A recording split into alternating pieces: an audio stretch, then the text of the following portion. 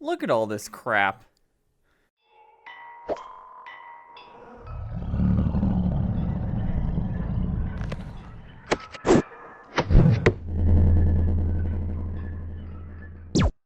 Okay, it's not all crap, obviously, but there's a few things that I do want to complain about when it comes to the launch lineup of Oculus branded accessories, which is what we're going to look at today. So everyone, I am just this close to finishing my Oculus Quest 2 review, but before that, I wanted to kind of go through the accessories because my accessories are going to be completely ignored in my review because you can't, in my opinion, review a product with the accessories because they're optional. You have to review the product by itself. Please be aware that this accessories videos is not an endorsement of buying the actual product. Please wait for that full review before you actually decide to buy the product. I also split up the video talking about each accessory, so either check the progress bar or go in the description below to see the timestamps for each accessory that I'm going to talk about in case you're more interested in just one. So Quest 2.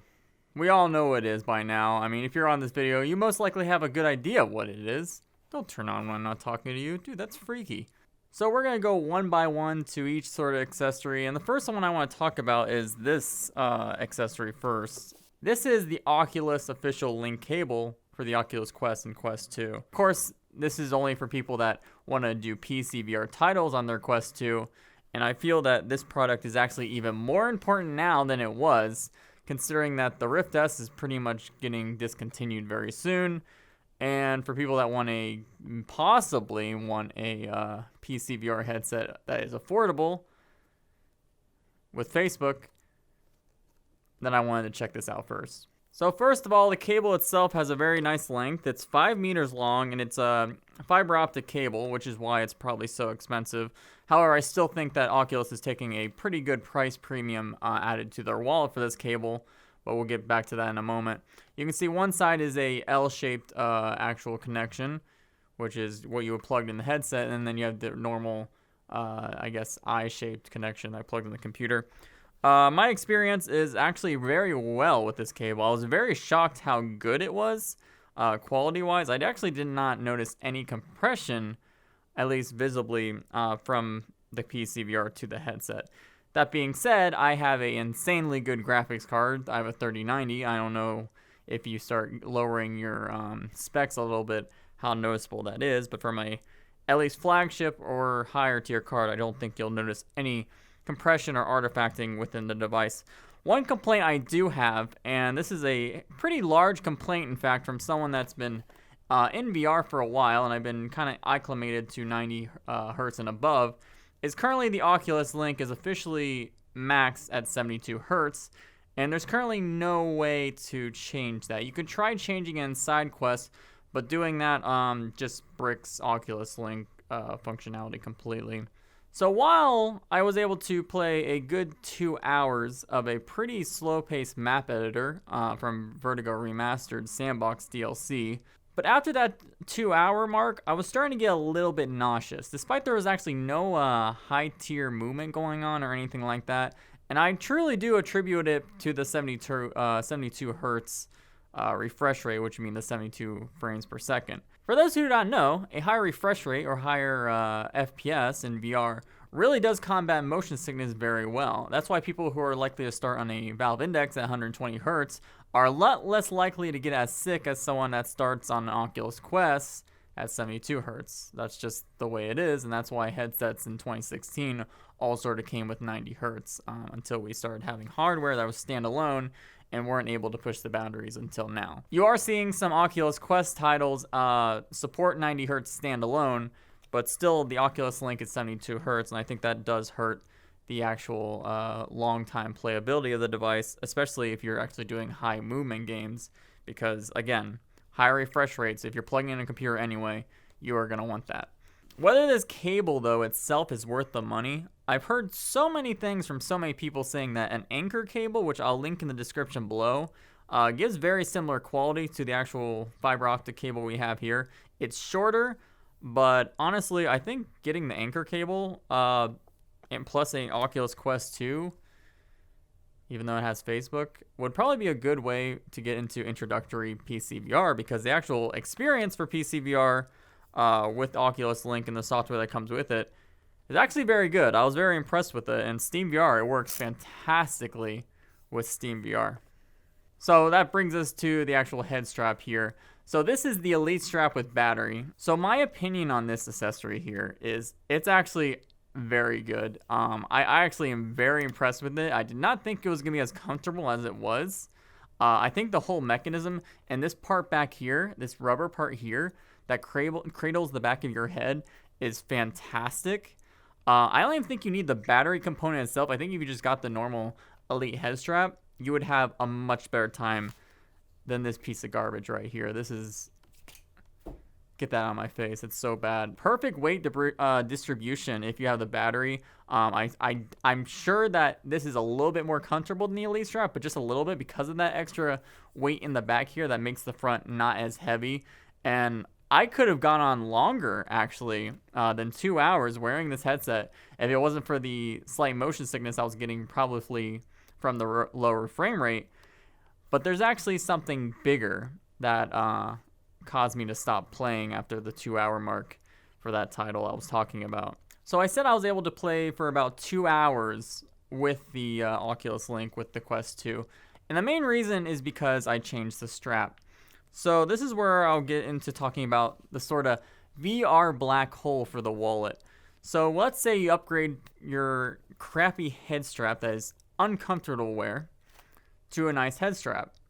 Well, that allows me to not feel terrible pressure on the front of my face and cheeks and allow me to actually stay in VR for 2 hours until the actual limit of the frame rate starts making me sick. Another thing to be aware of if you plan to get this strap as well as the Quest Link, you cannot use the battery as well as using the Quest Link. You have to unplug this and then you plug in the Quest Link. So the only thing that really kind of disappoints me is actually the fact that this is a fantastic just piece of hardware that you can attach to your headset, but it's missing a audio component, I feel. I think if it had some sort of over-ear speaker that you can plug in as well to the 3.5 millimeter jack here, I think that would have been very enticing to make the product actually worth probably the price that it is, because this product is forcibly expensive, of course, because they're trying to bundle it with the travel case.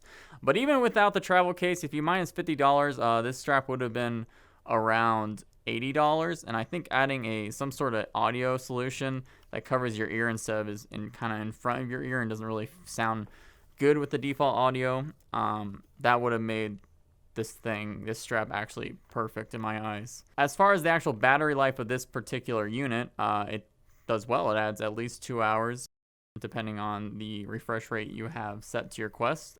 I usually keep it set at 90 hertz via SideQuest app, and that will make my battery drain. But I also like how the Oculus software in the headset tells you the exact percentage of your battery as well as the percentage left of your headset separately.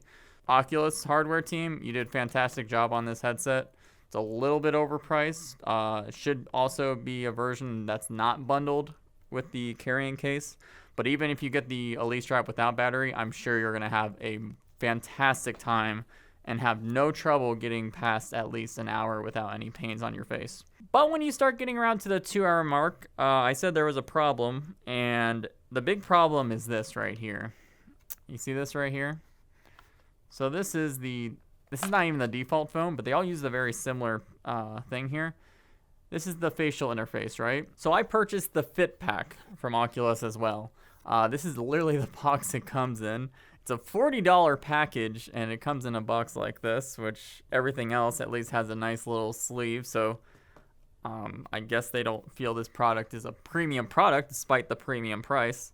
So the Fit Pack came with a few of these that kind of had different sizes. There's the wide, narrow, and the one it comes with. However, I would say if you have a wide or narrow face and the default facial interface that is on your headset is uncomfortable to you, I would absolutely not recommend the Fit Pack at all. And the main reason is there will be much better solutions third-party wise than what we have here. This material is okay for up to an hour. But once you get past that hour mark, which, like I said, if you upgrade your strap, you're going to want to upgrade other things later on. The main reason I stopped playing after the 2-hour mark for my headset was actually because it was chafing my forehead very roughly. And I don't even feel my headset was moving much. It was just the tiny movements from this facial interface was literally grinding on my skin. So I definitely recommend VR Cover if you ever heard of them.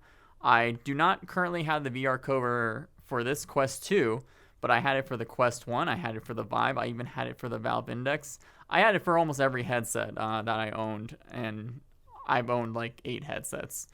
So they are a very reputable company, and they usually sell fabrics that are much more comfortable than this. This is actually very similar to the fabric in the original Oculus Rift CV1, and a lot of people always had trouble with the comfort of that for long hours. So yeah, FitPack is a scam at $40, but it does come with something that shouldn't come with it. It should be sold completely separately, and it drives me insane that it's not. This right here, this comes in the FitPack. This is a it's called a light blocker. It attaches to the lens like so. So this is a lens without the light blocker on, and this is a lens with the light blocker on. So basically what the light blocker does, this is a very dependent thing on the shape of your nose. If you have a long, thin nose, then you're very likely to have a lot of light creep from under the real world up into your headset, and it's very distracting and very kind of makes you lose immersion quite a bit. So these light blockers, they're very cheap feeling, and they're rubber, but they snap onto your headset very nicely, and they pretty much block all the rest of the light that you will see from the real world. These things should be on sale, honestly, for $5 for just 2 of them separately. You should not have to buy the FitPack to buy these, and I think it's ridiculous that somehow something that should be included with the headset, honestly, is part of a $40 package that is not worth it. So then we have this thing. This is a carrying case. I believe it's sold for $50 separately, or it comes with the Battery Elite strap. $50. Wow. Okay, so first of all, I hate this. I hate this feeling, this fabric.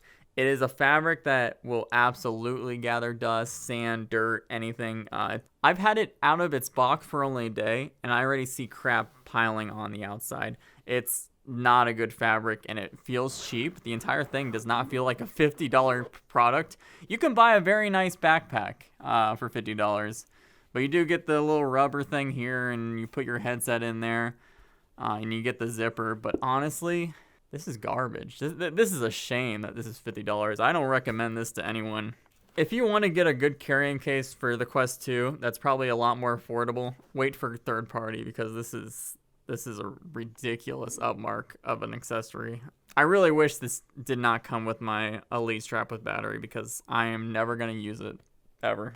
So I want to reiterate again, if you upgrade your headset, at least comfort-wise, from a crappy default strap to a better strap, whether it's third-party or not, you're going to want to start upgrading stuff as a facial interface and stuff like that, because that's just inevitable. When you start upping the possible playtime for you comfortably, you're going to start noticing some of the other downfalls of the comfort that's default to the Quest, like the facial interface and light blockers that would be better off and stuff like that. In conclusion, I recommend trying out Oculus Link. I think the software and hardware connection between Oculus Link is just fantastic. I don't think you need this fiber optic cable to get a good experience. I think the Elite strap and the Elite strap with battery for now are fantastic. The Elite strap with battery should not come with the carrying case. It should be its own product.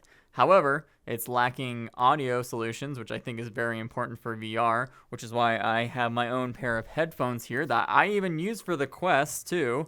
Even though it has a long cable, that's not really suited for plugging into a VR headset. Audio is very big, and just trust me on this. Trust me. I know people don't like me saying that the default audio on the Quest 2 is not good, but compared to having over-ear headphones, your immersion goes up like 10 times. The FitPack, absolute trash. Don't buy this. Do not buy this. This is the biggest scam, I think, even more than the carrying case. Buy VR covers. and hope to God that either Oculus sells these light blockers if you have a very thin nose, or a third-party solution that are basically the same thing as this. Travel case, don't buy. It feels cheap, terrible texture, gathers crap all over it because of this weird fabric they use.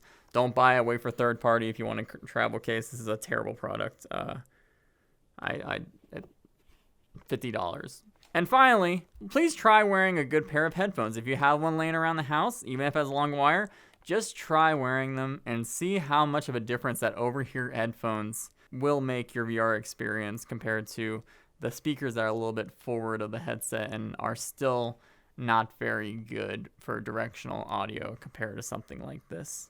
And that is it for this video from me. I hope you enjoyed it, or at least learned something. I say all these things not out of bias, but just from years of experience of dealing with VR.